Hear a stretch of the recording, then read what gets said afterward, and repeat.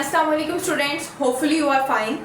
आज की इस वीडियो में हम देखेंगे स्टोरी नंबर 5 एलिफेंट। ठीक है, एलएलबी पार्ट 2 के सिलेबस की स्टोरी है और बहुत ही इंपॉर्टेंट है। ओके, 10 नंबर का ज़रूर इसमें क्वेश्चन आता है, लेकिन according to new syllabus 20 marks का भी एक क्वेश्चन हो सकता है। अच्छा, ये स्टोरी लिखी है रेमंड कैवर ने। ओके, और इसकी जो मेन थीम है वो है स्ट्रगल, डिपेंडेंस, सिक्योरिटी और एक्सेप्टेंस। जब हम इसकी स्टोरी देखेंगे ना तो तब हमें समझ आएगी कि इसकी मेन थीम इस तरह से कैसे हो सकती है। ठीक है, और इसमें मतलब एक पर्सन होता है नरेटर, वो उसके ऊपर ना बहुत से लोग डिपेंड्स करते हैं। ठीक है, वो एक नरेटर जो मतलब एक बंदा होता है जो बहुत कुछ कमाता है, बहुत कुछ अर्न करता है, लेकिन किसके लिए? अपनी फैमिली के लिए। ठीक है, बहुत से इसके डिपेंडेंट होते हैं, बहुत से लोग होते हैं जो इस पर ही डिपेंड करते हैं। ठीक है, इसकी वाइफ, इसकी मदर, इसका बेटा, इसके डॉटर और इसकी डॉटर के 2 बच्चे, इसका ब्रदर और इसकी वाइफ। ठीक है,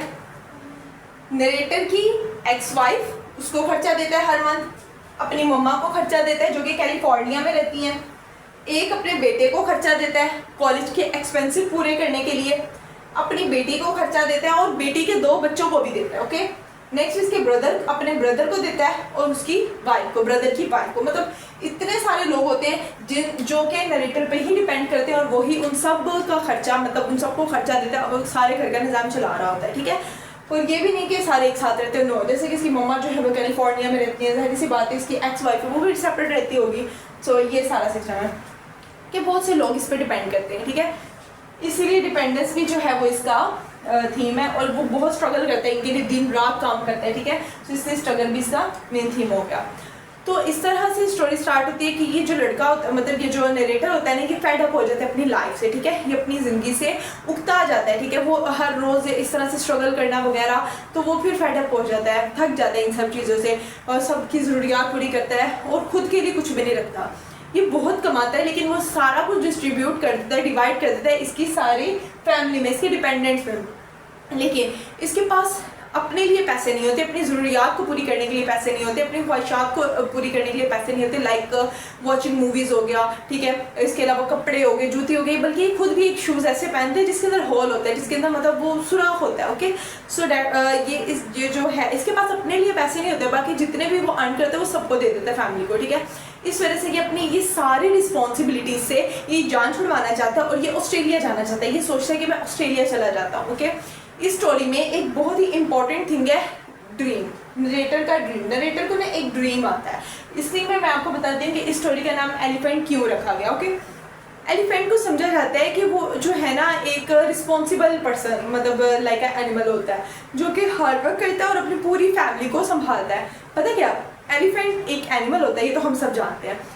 ये जो होते हैं ना, ये ऐसे होता है कि जो सारी मतलब कम्युनिटी होती है ना, जो ये इसके सारे हेड होते हैं, इनका जो हजूम होता है एलिफेंट्स का, ये सब लोग ना किसी एक को चूज़ करते हैं। ठीक है, एक एलिफेंट को चूज़ करते हैं जो कि सबको लीड करता है। ये अक्सर जो होता है ना, इसमें मदर एलिफेंट होती है। ठीक है, तो इसीलिए इसका जो है स्टोरी का नाम ये एलिफेंट कि इट्स लाइक अ नरेटर जो है ना, इसको लाइक माना जाता है मदर एलिफेंट, जिसको हम लोग कहते हैं एट्रियार्च। ठीक है,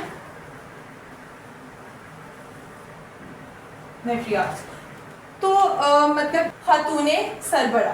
ठीक है, ये इसका रोल जो है प्ले कर रहा होता है कि सबको लीड करता है, सबको खर्चा देता है, etc। ठीक है, अच्छा, तो इसको ना एक दिन ख्वाब आता है जब ये छोड़ना चाह रहा होता है ना कि ये सारी अपनी रिस्पॉन्सिबिलिटीज मैं छोड़ देता हूँ, फेड अप हो जाता है, ऑस्ट्रेलिया जाना चाहता है, etc। तब इसको ना एक ख्वाब आता है जिसमें वो देखता है कि नरेटर के फादर इसके ख्वाब में आए हैं। ठीक है, और वो उसको कह रहे हैं कि तुम फिक्र नहीं करो, मैं आपके साथ हूँ। ठीक है, मैं आपको थाम लूँगा, तुम्हें मैं गिरने नहीं दूंगा।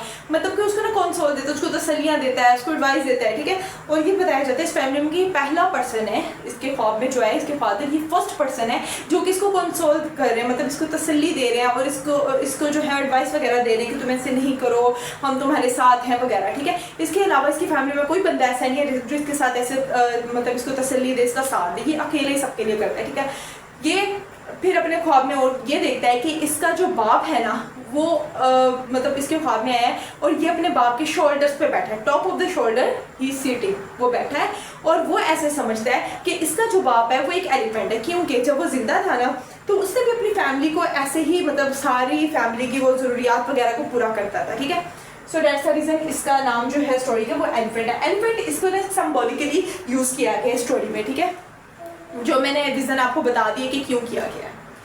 अच्छा, अब क्या होता है, ये ख्वाब देखने के बाद जो नरेटर होता है ना वो अपनी सब सिचुएशन को एक्सेप्ट कर लेता है, अपनी लाइफ को एक्सेप्ट कर लेता है, ठीक है। ये देखें, एक्सेप्टेंस भी इसका जो है थीम आ गया है, ठीक है।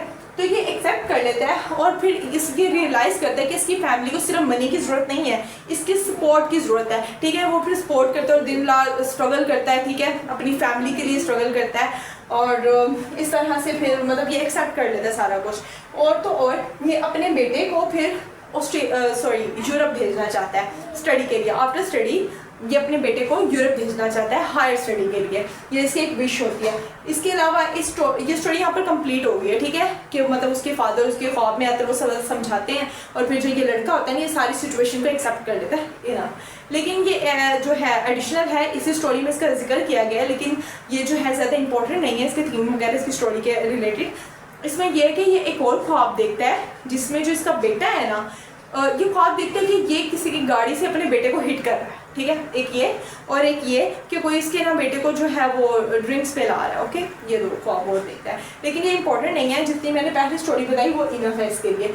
ये जो दो मैंने बाद में बताए हैं ये डीपली अगर इसको रीड किया जाए तो ये पता चलता है, अदरवाइज इसके थीम वगैरह में इतना कुछ नहीं है। एक और चीज़ कि इसका ब्रदर जो है ना वो इससे हर मंथ जो है वो $500 की जो है डिमांड वगैरह करता है। इसके ब्रदर को नहीं पता होता कि जो नरेटर है वो मतलब कैसी चीज़ें फेस कर रहा है, उसकी कंडीशन कैसी है, वो कितनी डिफ़िकल्टीज़ को फेस कर रहा है, ठीक है। उसके बावजूद जो है ये उसे पैसे मांगता रहता है पूरी स्टोरी में, ठीक है। तो ये आज की स्टोरी थी, होप सो आप सबको समझ आ गई होगी और बाकी अगर कुछ ना समझे तो आप लोग पूछ सकते हैं। अल्लाह हाफिज़, टेक केयर, दुआ में याद रखिए।